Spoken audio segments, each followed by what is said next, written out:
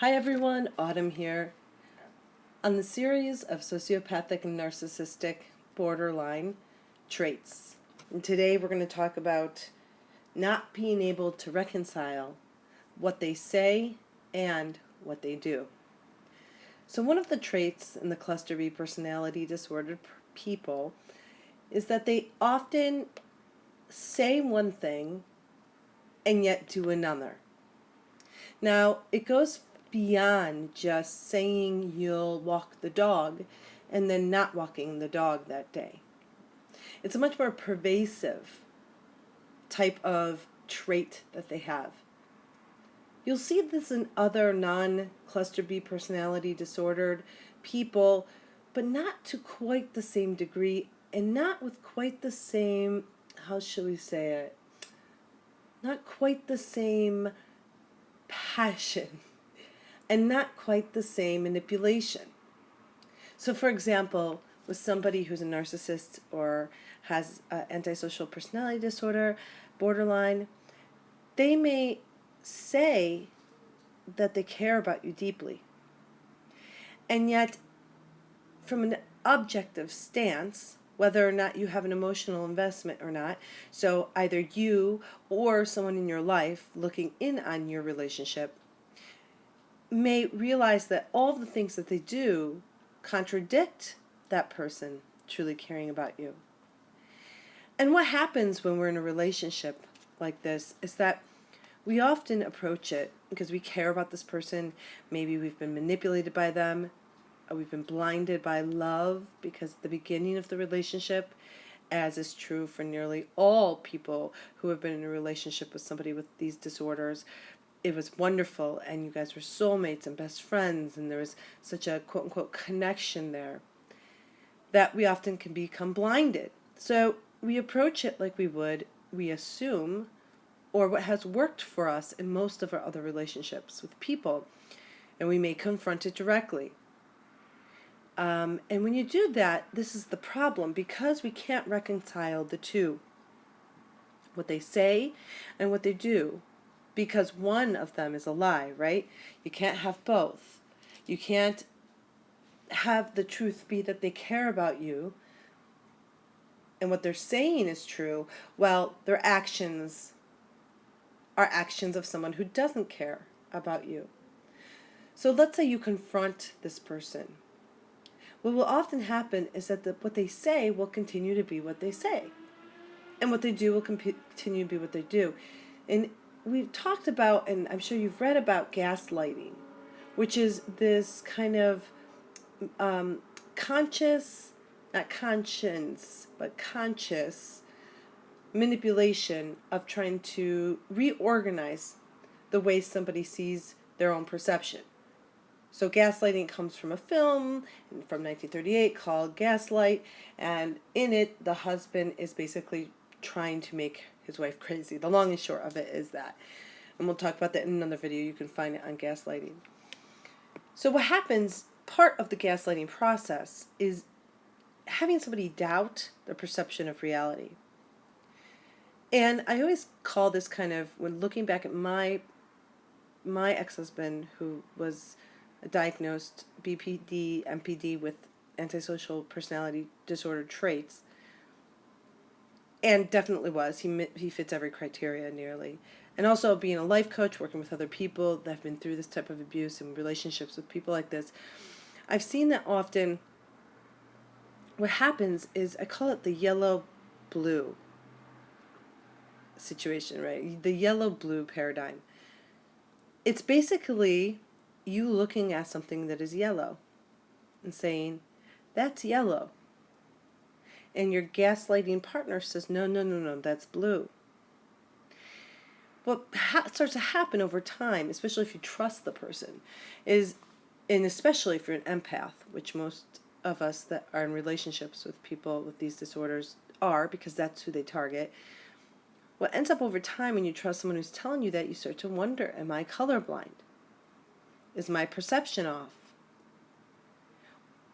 Even if you believe in your perception, even if you know you're not colorblind, even if you're certain that that is yellow, there poses a problem, because in our life, the person that we're connected to the most and living life with and making our plans and having our goals be reliant on, and the person we're giving the most to is telling us it's blue, we only have two choices. Well, we have three.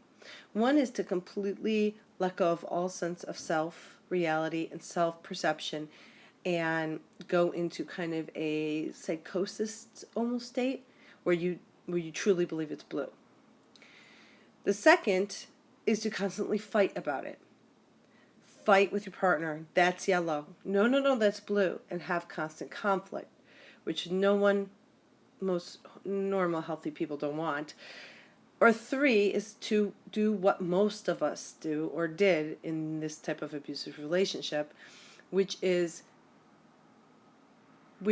to relent and agree on the surface in the context of our everyday life that is blue, yet deep down know or question, wait a minute, I'm pretty sure that's yellow. Or no, it's yellow.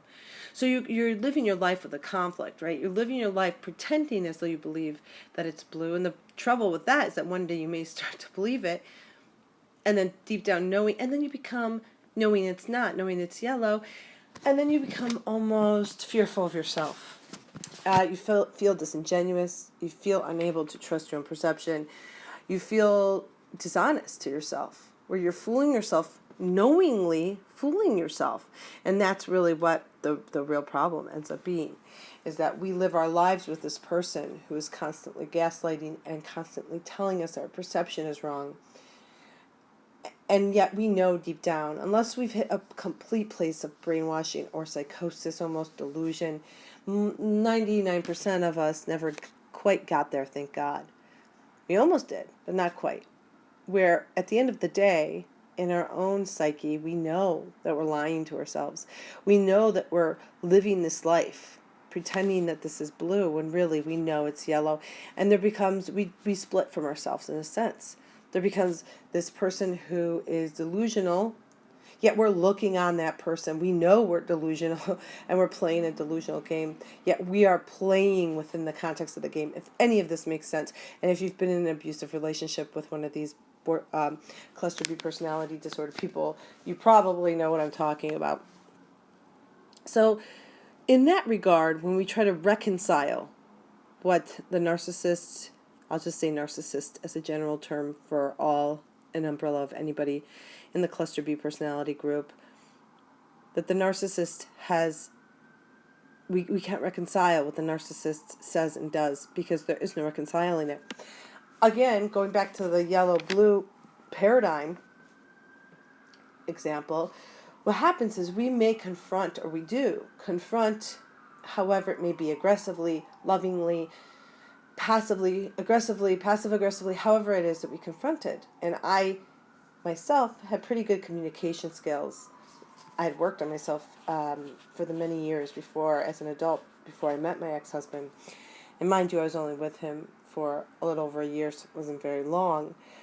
But I would come to him and I would say to him, this is what you're doing, and you say you care, but this type of action. So for example, let's take, I could come up with 100 different examples, but let's take something like,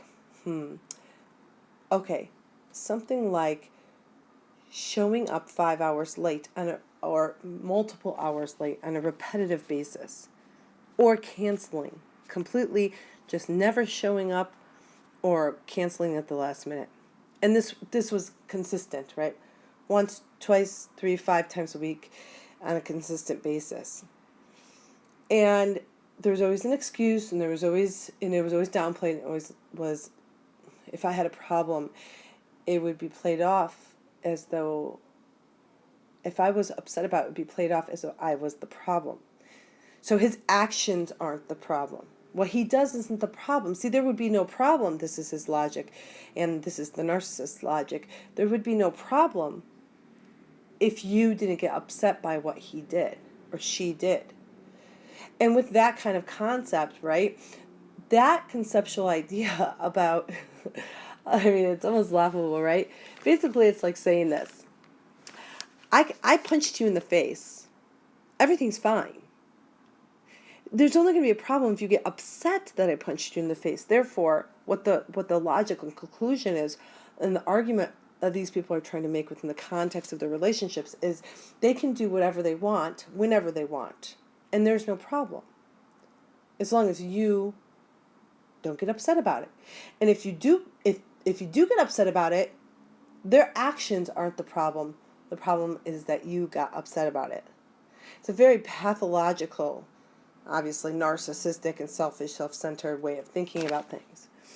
And going back to that blue-yellow paradigm, again, so you may sit down and you may talk to your partner and you may say, showing up hours late on a regular basis hurts my feelings. You say that you care, but this is an action that shows that you don't. So one or the other is true. Either you're lying in your words and you don't care, or for some reason you're acting like this and you do care, but and here's what will happen most of the time. This gaslighting kind of kicks in about your perception and calling it blue when it's really yellow. Your partner will say, your ex-partner will say, no, that doesn't mean I don't care. That has no bearing. I'm just busy, or I'm just forgetful, or I had to stay late at work, or one of 1,000 excuses. So what they're going to do is they're going to say the action doesn't mean what a normal person would perceive it to mean. And in any kind of context, repetitive failure to honor your word, to show up at all, to be hours late without a phone call, there is a universal understanding that is actions that show you don't care. Just like that is yellow. But your partner will come charging in with a defense and say, no, that's blue. That doesn't mean I don't care. That has nothing to do with it. Ergo, my words I've told you that I care are the truth. Okay, so this poses a huge problem. And we talk about this trait, and this is a trait of a lot of toxic people.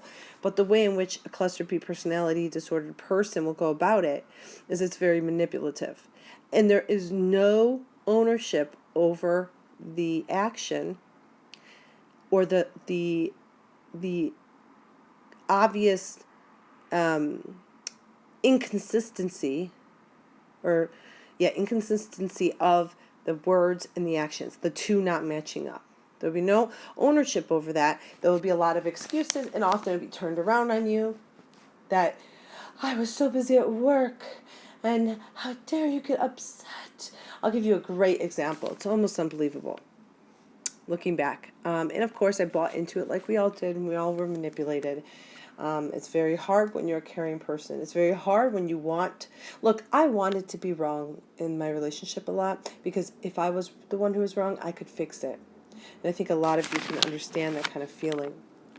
So to stay on topic with this, and I'll talk more about that later, I'll give you a great example. So I had this really important plans with my ex-husband to meet some of my friends. I had planned it for a week. I was very excited. He had not met a lot of my friends over the course of our relationship.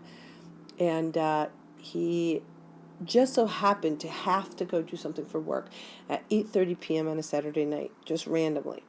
So he dropped me off at the restaurant and said he'd be back in 45 minutes. Well, he never came back. Luckily, I knew at what clinic, but it wasn't anything, any kind of emergency. It could have been done any time. It was a senior center he was at. I knew where he was at, luckily, and I had a friend drop me off there a couple hours after the dinner ended. So this was about 11:30. He then made my friend, who had to leave, stay with me because it was cold out. He could not answer the phone. He could not reach his arm out the door and open his car door, so I could get into the car to wait for him so my friend could leave. He ignored my phone calls for over an hour. So about 1:45, he finally came out. My friend was upset. She had to leave. He acted like no big deal, didn't apologize for ditching out, nothing. And when I was upset about it in the car ride home, he flipped out at me. And this is what he said.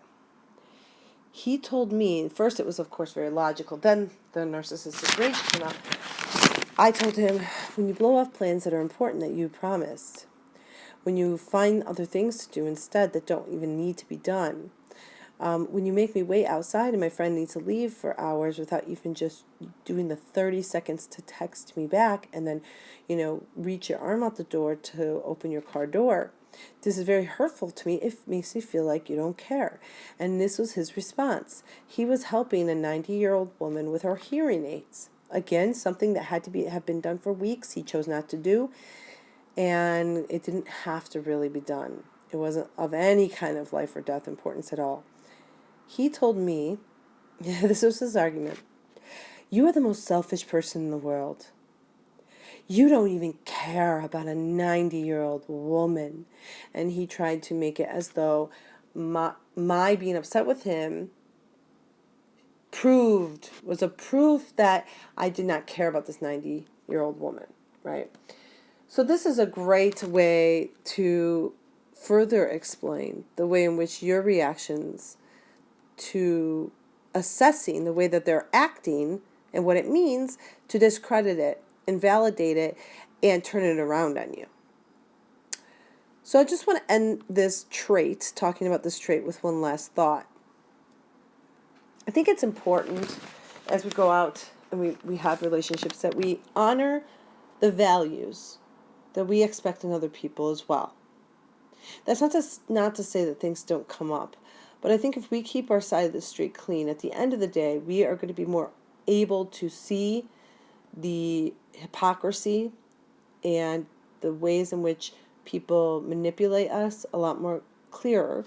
And I think that when we look at these kind of disordered people, as hurtful as it is, and believe me, it's beyond hurtful and it's beyond abusive, but I think it's important to see the complete insanity that they use when they try to convince you that their words and their actions somehow are the same. When they say something to you and yet do things that clearly are opposite of that.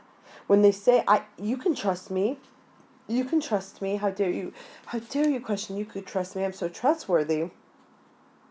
And they paint this picture, and yet you find lies all the time. You find people that are cheating, whatever. They're not trustworthy.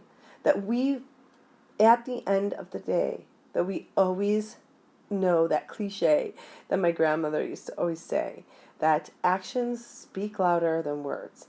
And if we take away the power of their words and we go solely on their actions, sociopaths, narcissists, borderlines, histrionics, they will have no power left. Because when you really look at the majority of what they do, yes, some of their actions are just manipulative. Some of their actions are lies in and of themselves. But if you really look at what they're doing, not what they're saying, all of their insanity, their maniacal evilness, their manipulation, their emptiness, their void, their disgusting soul, all those things will be so apparent. And no one can get manipulated by them then. They'll have no power. So let's leave it at that today. See you for my next trait. Namaste, everyone.